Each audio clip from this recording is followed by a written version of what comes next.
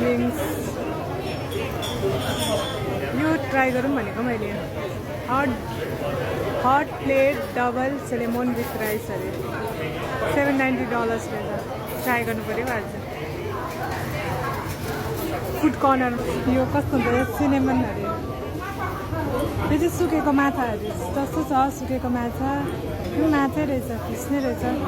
soup rice try गर्छु अब कस्तो हुन्छ त भन्छु है फुड कर्नरबाट निक्लेको मिठो थियो खाना मिठो थियो बादमा पिरो नभेटेर क्या के गरौँ भने त छेउमै रहेछ अचार गरेर निकाली लिएर आएको मिठो थियो अब साथीलाई भेट्नु जानु पर्यो साङटङ र काङटङ के भन्यो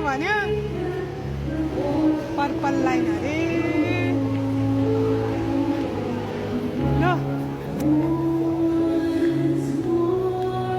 फाइनली होइन यस्तै ट्राभलिङ लाइफ सोलो ट्रिप गर्छु भनेर सोचिरहेको थिएँ होइन यहाँ आएर चाहिँ मेरो इच्छा पुरा भएको जस्तै छ त माथि गएको